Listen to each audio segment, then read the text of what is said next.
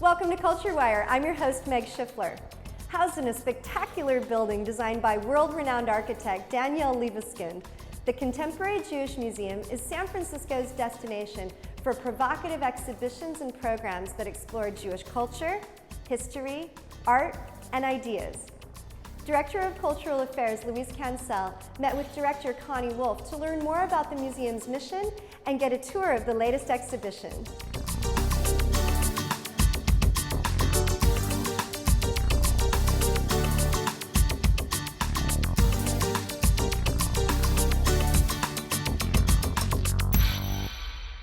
Welcome to Culture Wire. Today we find ourselves at the Contemporary Jewish Museum, which is in the heart of the Arts District of San Francisco, Yerba Buena neighborhood. And with me is the director of the museum, Connie Wolf. Hi, Connie. Hello, Luis. So happy that you're here today. Well, you know, we're getting close to a milestone for the museum. It's your third anniversary coming up. It is, and you were here to help cut that ribbon 3 years ago. That's right. And it's just been an extraordinary journey ever since. Just wonderful. We've welcomed hundreds of thousands of people into the building. We welcome school groups, tourists. We really are become a new cultural destination for the community. You know, the addition of the Contemporary Jewish Museum to the cultural pantheon of San Francisco has just been phenomenal. Now, right now, you've got lots of fabulous exhibits, and one of them in particular I wanted to start talking about was Seeing Gertrude Stein. Tell me a little bit about the origins of this exhibit. Well, you know, Gertrude Stein is a local woman. I think we all know that she was raised in Oakland and has a lot of interest. She was an extraordinary individual who really helped create, many people call her the mother of modernism. And many years ago, I was introduced to somebody who was doing a lot of research on Gertrude Stein, and I thought, this could be an extraordinary exhibition. What would it be like to really take Gertrude Stein and understand who she is and all of her complexity? And so that's what we have on view during the summer of 2011, is this great show. It's just full of these wonderful drawings and paintings and of course, famous sculpture. Yes. It's just very rich and very, you know, a lot of material there. You know, there's incredible art on view. We have several photographs by Man Ray. We have sculpture. We have a lot of different things, even a little kind of tchotchke made by Picasso for Gertrude and Alice. The exhibition is organized around 5 themes. Could you expound on some of them? Yeah, what we decided is it's called Seeing Gertrude Stein 5 Stories. So there are 5 different ways of looking at her life. It's not a chronological installation. Rather, it's about looking at how she is portrayed, how artists and painters and photographers presented her, and how she thought about her own style in her presentation. For example, many people think that Gertrude always had very short hair, but it wasn't until she was 52 years old that she cut all of her hair off. The second element is called Domestic Stein. Many people know about Alice B. Toklas, who was really her lifelong partner, and we really reveal what that relationship was all about, and we look at their many homes that they had. They had 2 different homes at 2 different times in Paris. We know about their famous salons. They lived in the south of France. So you really get a taste of what their domestic life was like. And one of the things you recreated there is this fabulous kind of wallpaper. So, you know, the black and white photos really don't convey the intensity of the color.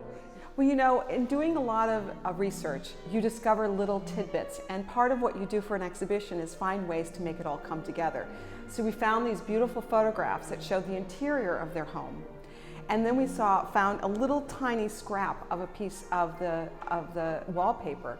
So we saw how blue and vibrant the wallpaper was, tiny, and we had a designer, in a sense, recreate the image of the wallpaper, and then we had it made into wallpaper so that we could all experience what it would have been like to be in their home. No, you did a really great job. And it's really dynamic. It's so fantastic because they seem very monochromatic when you think about Gertrude and Alice, because you only really know them through black and white photographs, but they had such a vibrant life, and that's what the show's also trying to show. So the third story is called The Art of Friendship, and it's really looking at in their lives beyond Picasso and Matisse, which was who they really, you know, many people say that Gertrude Stein discovered Picasso, but she had what she called a second family, people that she admired, worked with, and so we, in a sense, introduce our visitors to her second family. The fourth story is called Celebrity Stein, and what a lot of people don't know is that when Gertrude left United States in the early part of the 1900s, She only came back once to America, and that was in 1934. And so in the Celebrity Stein, we also have a section of every single first edition book that she ever published. That's very impressive. And when you walk you into rea- that section of the gallery, you see all of the books, first edition books that are there. It's really impressive to realize that not only was she a grande dame of Paris and having teas and salons, but she had an incredible writing practice. She was a prolific writer, and we wanted to show that side of her. The fifth story is really looking at the legacy of Gertrude Stein and how artists today continue to be inspired by her image, by her words, by her concepts. Well, it's certainly a very compelling reason for people to come and visit the Contemporary Jewish Museum during this time. But you also have another interesting exhibition up at Art and Theater. I mean, is it Life in Theater? Yeah. You know, at the Contemporary Jewish Museum, we're a non-collecting museum. So anytime you walk in our building, you will always be treated to a range of very different and wonderful exhibitions. So in our first floor exhibition space, we have an exhibition on the work of an artist named Charlotte Solomon. She was a young artist in Berlin, went to art school. The Nazis came into power. Her parents, to protect her, sent her to the south of France to live with her grandparents. And she put herself in a room for about 18 months and created 1,200 small paintings, telling her life story through a kind of a memoir, a fantasy, a kind of reflection. So it just is another example of the way in which here at the Contemporary Jewish Museum, we try to really bring a wide range of art and experiences to our public, and we want them to find something that is meaningful to them. Now that your institution has been in this Yerba Buena neighborhood for the past 3 years, how do you like the neighborhood? This is the best neighborhood. We are the luckiest city in the world to have this kind of cultural district, to have so many museums, cultural institutions, and then to think that the center of our tourist life is here, because this is where the convention center is, so that constant mix of people from near and far, to introduce them to the richness of what this Bay Area has, I think is just so wonderful and unique. Well, Condi, the city thanks you actually for providing such great leadership and vision with the Contemporary Jewish Museum, and thanks for being part of Culture Wire. We're so happy to be part of the city and so honored to be part of Culture Wire. Thank you so much, Louise. To learn more about the Contemporary Jewish Museum's Gertrude Stein exhibition and other upcoming events, visit thecjm.org.